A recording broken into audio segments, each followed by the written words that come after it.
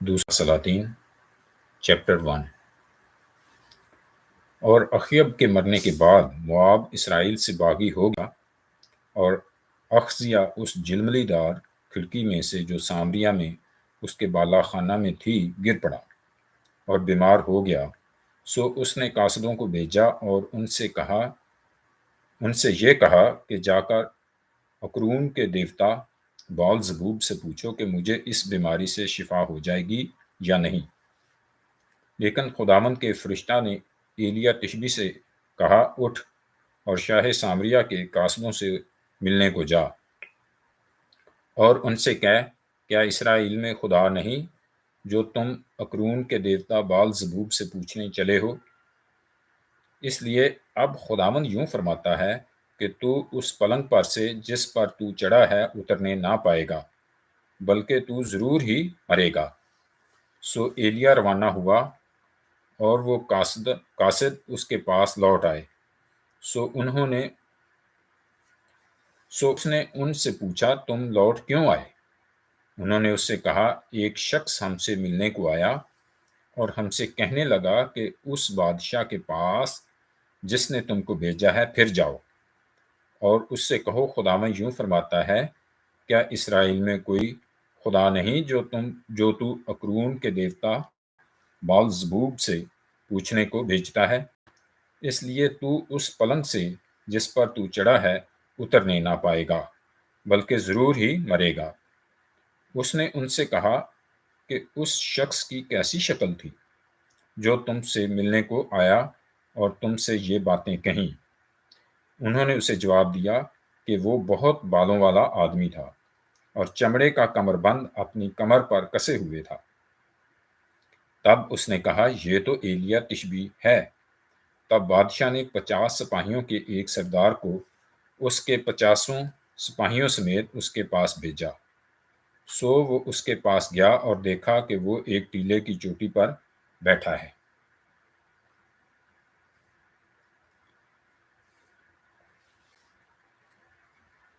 اس نے اس سے کہا، اے مرد خدا، بادشاہ نے کہا ہے تو اتر آ۔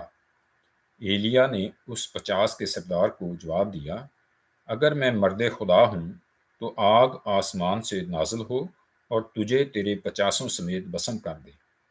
پس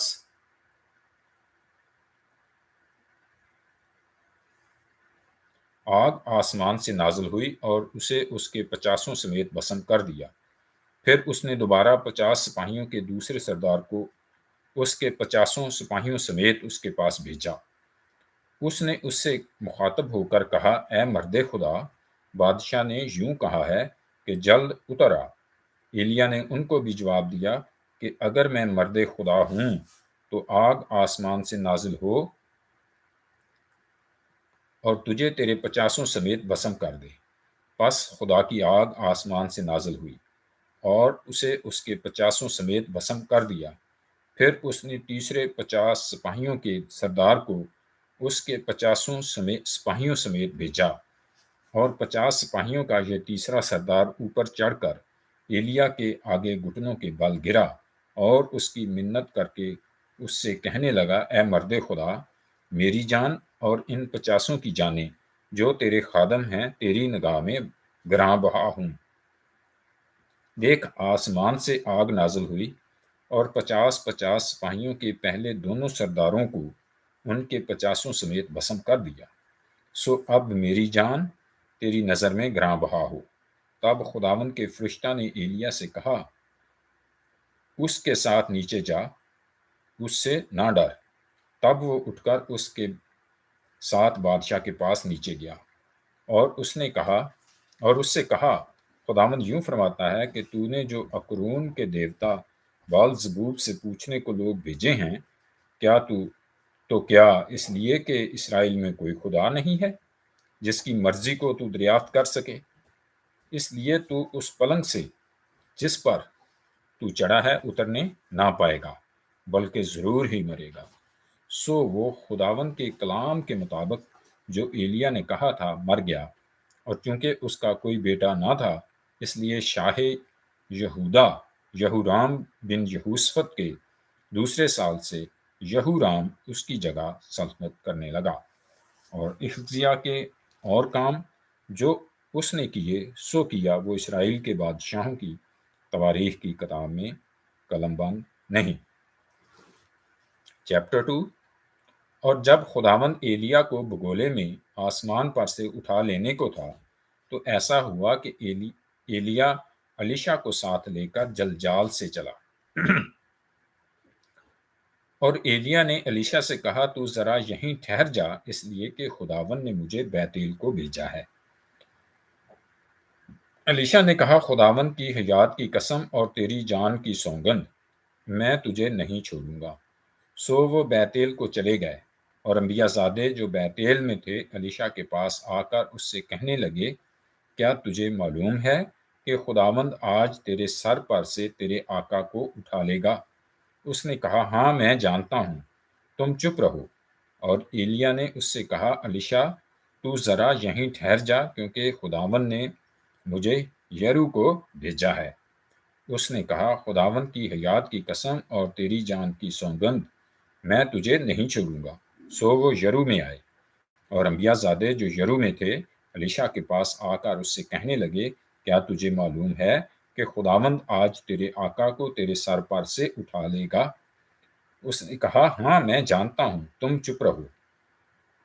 اور ایلیا نے اس سے کہا، تو ذرا یہیں ٹھہر جا، کیونکہ خداوند نے مجھ کو یردن کو بھیجا ہے۔ اس نے کہا، خداوند کی حیات کی قسم اور تیری جان کی سوگند، میں تجھے نہیں چھوڑوں گا۔ سو وہ دونوں آگے چلے، اور انبیاء زادوں میں سے 50 آدمی جا کر ان کے مقابل دور کھڑے ہو گئے، اور وہ دونوں یردن کے کنارے کھڑے ہوئے۔ اور ایلیا نے اپنی چادر کو لیا اور اسے لپیٹ کر پانی پر مارا، اور پانی 2 حصے ہو کر ادھر ادھر ہو گیا، اور وہ دونوں خشک زمین پر ہو کر پار گئے۔ اور جب وہ پار گئے تو ایلیا نے الیشا سے کہا کہ اس سے پیشتر کہ میں تجھ سے لے لیا جاؤں، بتا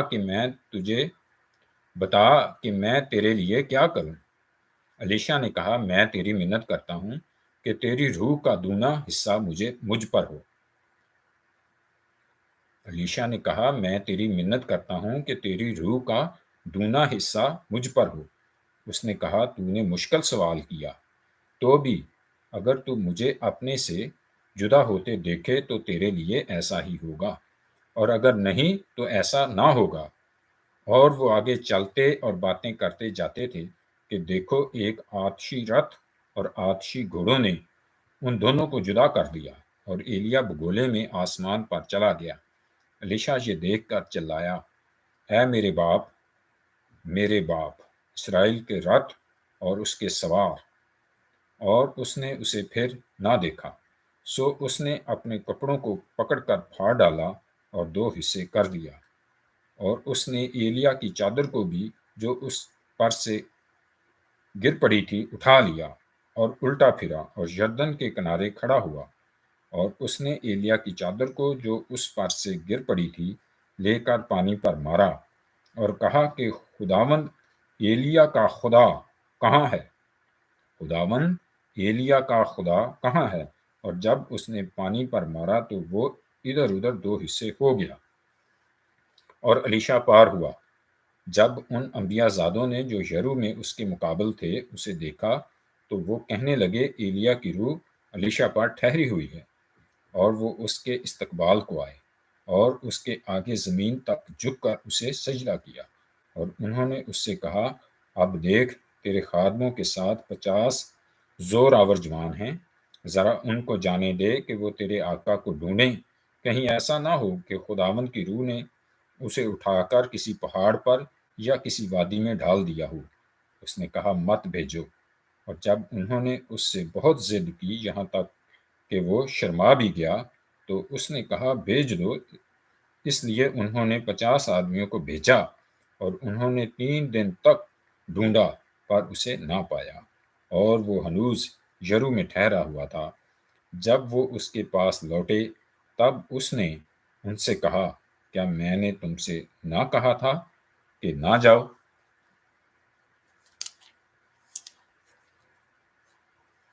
پھر اس شہر کے لوگوں نے الیشا سے کہا، ذرا دیکھ، یہ شہر کیا اچھے موقع پر ہے، جیسا ہمارا خداوند خود دیکھتا ہے، لیکن پانی خراب اور زمین بنجر ہے۔